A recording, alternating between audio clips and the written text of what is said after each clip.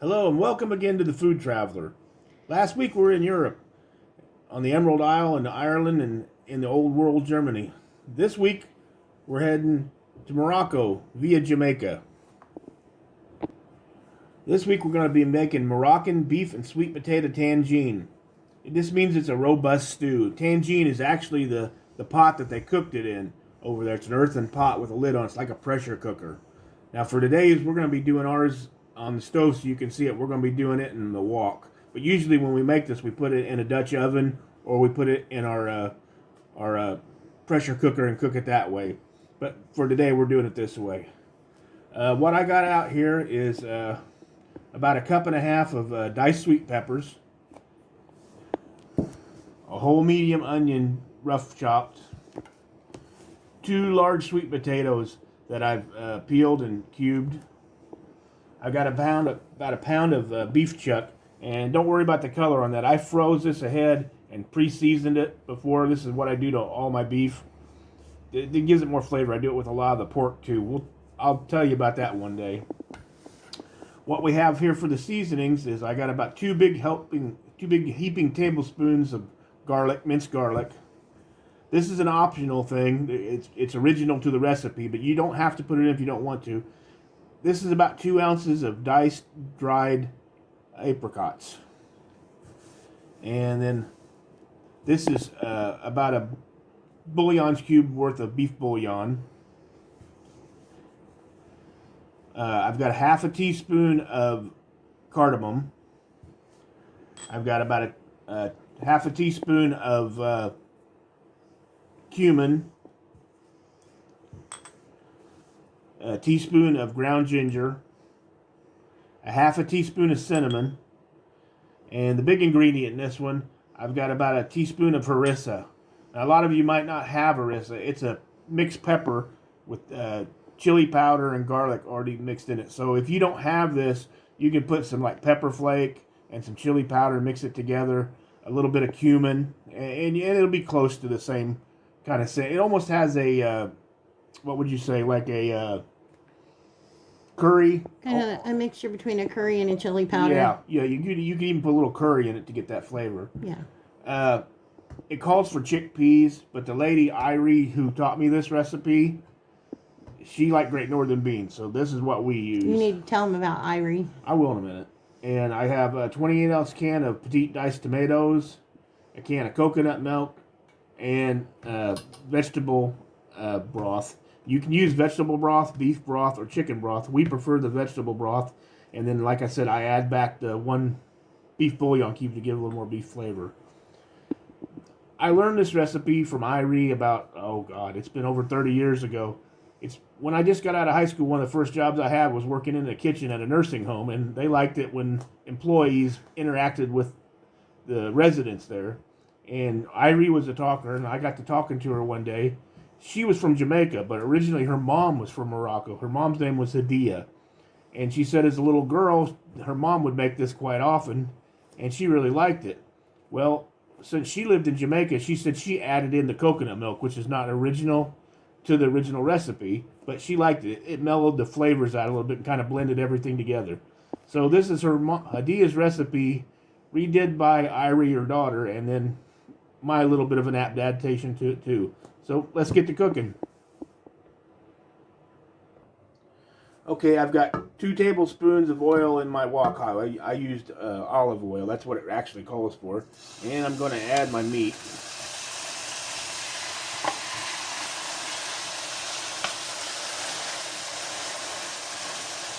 We're going to let that cook for 4 or 5 minutes. Keep turning it over and around. Let it get good and brown.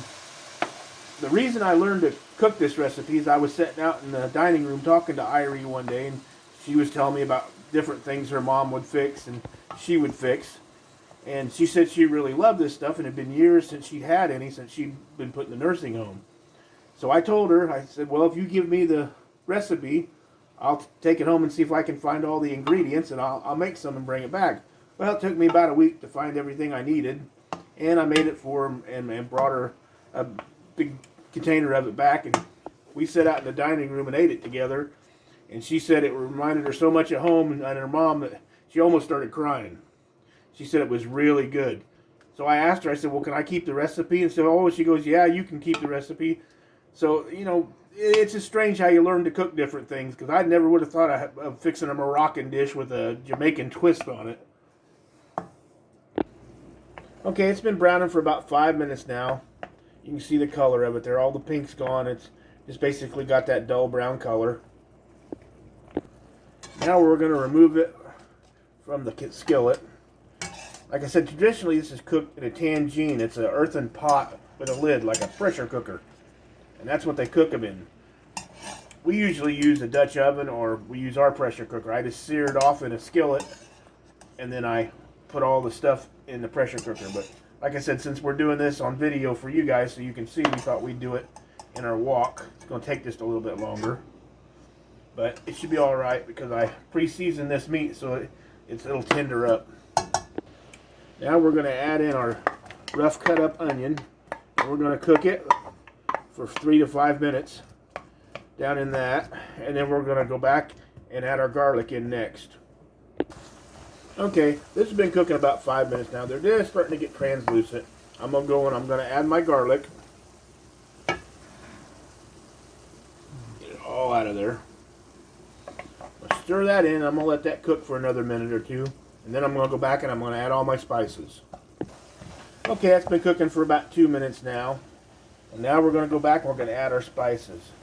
1 tablespoon of ground ginger.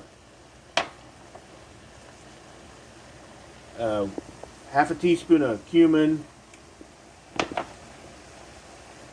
Our cardamom. Cinnamon. And our harissa. We're going to let that marry all together for about a minute or two in the skillet, and then we're going to add our meat back into it. Okay, that's been going for a couple minutes. Now we're going to add our beef back in.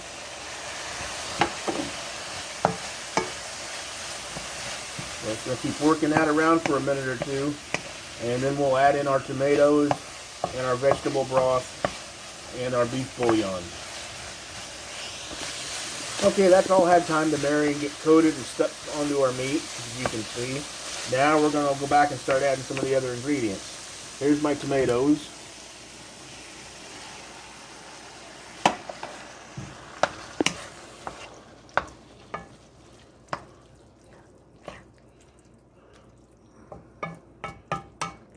Okay, now I'm going to add my vegetable broth. There's 2 cups.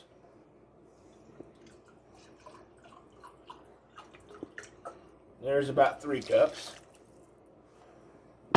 And last but not least, my beef bouillon. We're going to give all that a good stir.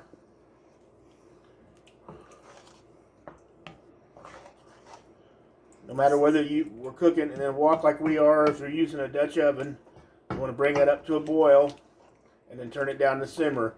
If you're using a pressure cooker, of course, then you can just use your stew or your meat setting on that and it'll do the same thing for you. Okay, I've got it up to a boil now, as you can see. I'm going to turn that down to a medium to a high simmer. I'm going to put the lid on it, and I'm going to set my timer for 1 hour.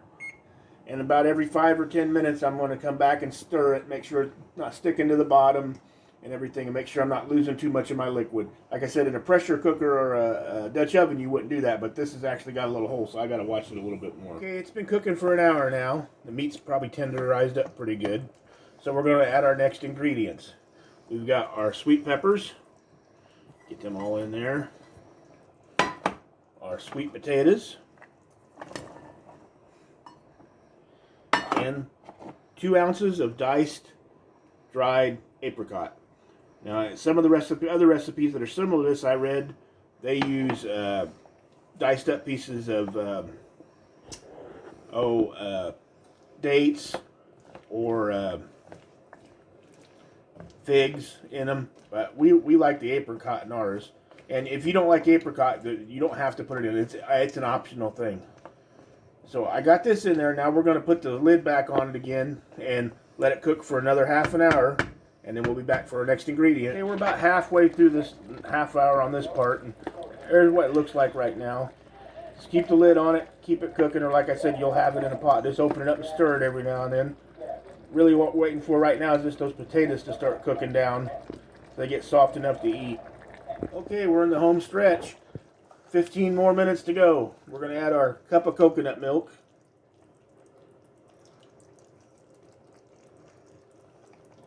That's what Irie added to the ingredients that her mom didn't use, was coconut milk. I have 1 can of the Great Northern beans that I've rinsed off. Put those in. And a little bit of salt and pepper. Like I said, everything's adjustable. Nothing's set in stone. You can make it the way you like it after you've tried it once. Personally, me and her, we end up putting more cumin and more harissa in it. But that's the way we like it. But I'm going off the original recipe. Get this all stirred in there. My potatoes are already getting soft. I'm still on low heat just to let it simmer. We'll let it come back up to a simmer again. And we're going to let it go for the last 15 minutes. And it'll be ready. We'll be back. And there you have it, folks. Hadia and Irie's Moroccan beef and sweet potato tagine. Really thick. Got a really good smell to it. We'll get this plated up and we'll be right back. I am here with the Moroccos. No, chef. I said we were having Moroccan food, not Morocco's. Oh boy. Happy Vlogmas anyway. Okay, and there you have it.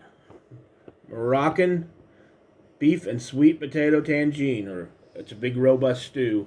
We like serving ours over rice, but you can eat it just as stew. You can garnish it with scallions, orange zest, or toasted almonds. That's the way they would do it in Morocco. And the traditional side dish would be Moroccan roasted carrots or Moroccan couscous. And I would like to thank Irie and her mom Hadia. I know they're no longer with us, but this is kind of how things get passed down, and you remember people for this recipe they gave us. And I wanted to remind you guys that the contest, number 1, our first contest, did end at midnight. So in tomorrow's video, we will be doing a drawing during the video and announcing the winner of that one. So stay tuned for that. Please like and subscribe to our channel. Please invite your friends. And the ingredients for this recipe will be in the drop down at the end. Yep. I think that's it. That's it. Happy Vlogmas!